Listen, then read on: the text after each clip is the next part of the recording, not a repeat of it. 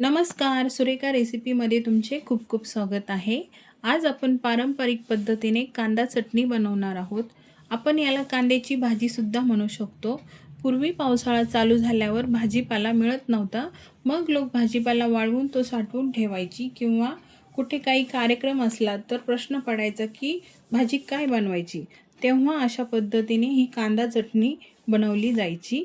तर वेळ वाया न घालवता आपण लगेच रेसिपी बनवायला सुरुवात करूया।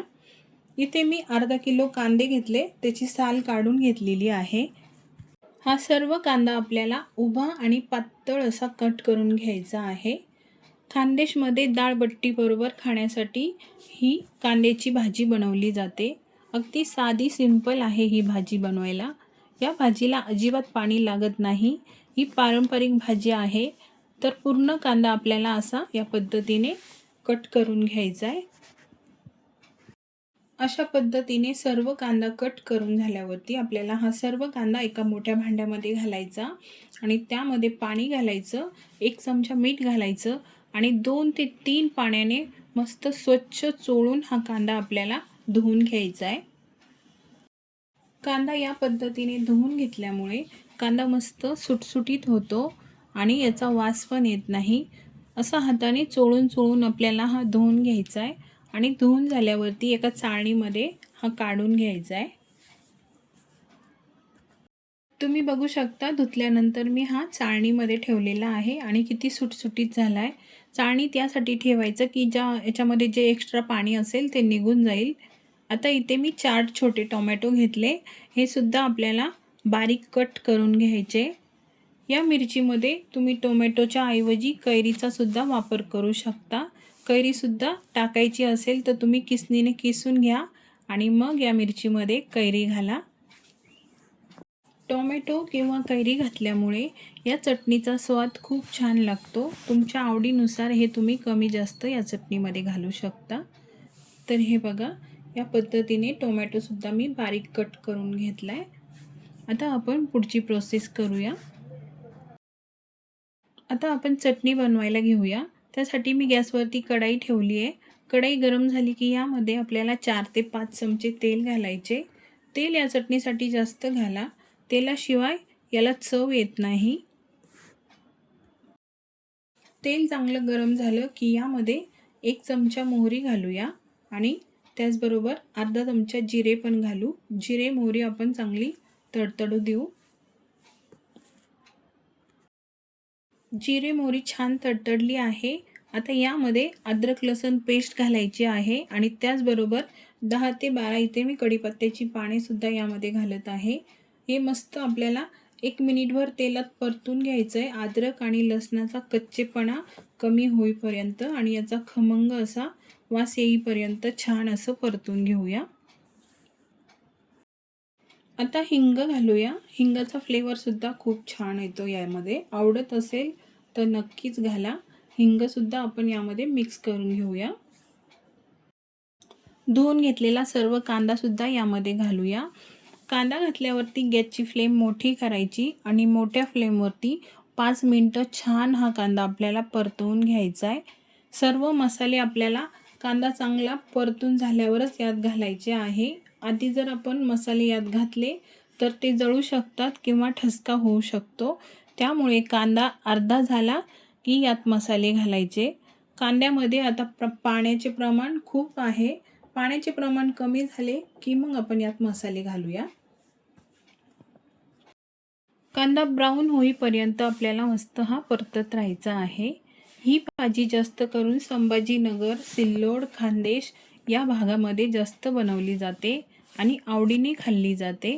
तर हे बघा, कांद्याचं पाण्याचं प्रमाण कमी झालंय, निम्मा झालाय कांदा। आता यामध्ये आपण कट करून ठेवलेला टोमॅटो पण आपण यामध्ये घालूया आणि टोमॅटो घालून सुद्धा हे मस्त आपल्याला 5 मिनिटं परतवून घ्यायचं आहे।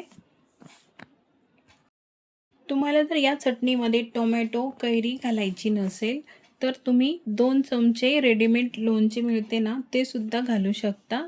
त्याने सुद्धा खूप छान बनते ही चटणी। आता आपण यामध्ये चवीनुसार मीठ घातलंय आणि मीठ घातल्यावरती पण आपल्याला हे छान असं परतून घ्यायचं आहे। मीठ सर्व याच्यामध्ये मिक्स करून घेऊ।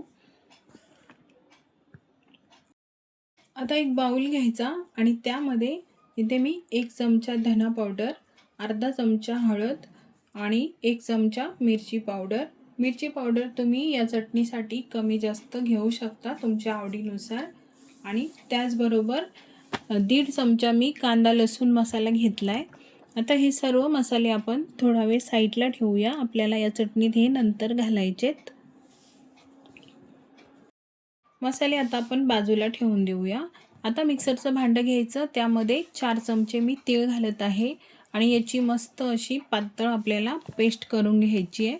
तुम्ही याआधी या पद्धतीने ही कांद्याची चटणी बनवली आहे का, हे सुद्धा मला कमेंटमध्ये नक्की सांगा. तर हे बघा, अशा पद्धतीने आपल्याला ही पेस्ट बनवून घ्यायची. इकडे आपला कांदासुद्धा मस्त परतून झाला आहे, एकदम सॉफ्ट झाला आहे आणि असा लसलशीत झाला आहे. कुठेही कच्चा नाही आणि कुठेही पांढरा नाही. तुम्ही बघू शकता किती सुंदर परतून झाला आहे. आता यामध्ये आपण जी तिळाची पेस्ट केली आहे ती सर्व पेस्ट यामध्ये घालून घेऊया. त्याचसोबत 2 चमचे मी गूळ घेतला आहे, तो पण यामध्ये घालूया. गूळ या चटणीमध्ये नक्की घालायचा, त्याच्याशिवाय टेस्ट येत नाही या चटणीला. मस्त आंबट गोड चवीची ही चटणी बनते. आता हे छान तीळ आणि गूळसुद्धा आपण 1 मिनिटभर छान मिक्स करून घेऊया. आता आपल्याला यामध्ये बाउलमध्ये काढून ठेवलेले सर्व मसाले घालायचे. मसाले हे आपल्याला सर्वात शेवटीच घालायचे आहे आणि हे मसाले सुद्धा छान आपल्याला 2 मिनिटभर यामध्ये छान असे मिक्स करून घ्यायचे, परतवून घ्यायचे. तुम्ही बघू शकता कांदा किती कमी झालेला आहे. यातलं पाण्याचं प्रमाण किती कमी झालं आहे. आधी जेव्हा आपण चटणी बनवायला घेतलं तेव्हा कांदा हा खूप दिसत होता, आता एकदम कमी दिसत आहे. आणि या चटणीसाठी आपण कुठेही पाण्याचा वापर केलेला नाही. मसाले सुद्धा छान असे परतून झाले. आता यामध्ये आपण 2 ते 3 चमचे इतका शेंगदाणा कूट मी घालत आहे. शेंगदाणा कूट जास्त घालायची गरज नाही, थोडासा घालायचा, नाहीतर भाजी आपली गोड होईल. कांद्यात पण गोडवा असतो. कापायच्या आधी कांदा तिखट असतो, पण कापल्यानंतर आणि भाजल्यानंतर गुळचट होतो. आता शेंगदाणा कूटसुद्धा आपण छान असा मिक्स करून घेऊया. लास्टला आपल्याला यामध्ये बारीक कट केलेली कोथिंबीर घालायची. कोथिंबीर भरपूर घाला, म्हणजे पुन्हा आणखी याची टेस्ट वाढते. तर तयार झाली आहे आपली ही पारंपरिक पद्धतीने पारंपरिक पदार्थ. खूप जुना पदार्थ आहे. नक्की बनवून पहा आणि खा. तुम्हाला नक्कीच आवडेल हा पदार्थ. खरं तर ही चटणी उन्हाळ्याच्या दिवसामध्ये खाल्ली पाहिजे, म्हणजे ऊन बाधत नाही आणि ऊनही लागत नाही. आता ही सर्व चटणी आपण एका बाउलमध्ये काढून घेऊया. ही चटणी तुम्ही चपाती बरोबर, भाकरी बरोबर, भाताबरोबर खाऊ शकता, पण डाळबट्टी बरोबर खूपच सुंदर लागते. तर नक्की ट्राय करा ही पारंपरिक कांद्याची चटणी. रेसिपी थोडी जरी आवडली तर व्हिडिओला लाईक करा, तुमच्या मित्रमैत्रिणींना शेअर करा आणि सुरेखा रेसिपी चॅनलला सबस्क्राईब केलं नसेल तर सबस्क्राईब करा. कमेंटमध्ये नक्की सांगा ही रेसिपी तुम्हाला कशी वाटली. पुन्हा भेटू पुढच्या रेसिपीमध्ये. तोपर्यंत मस्त खा आणि मस्त रहा.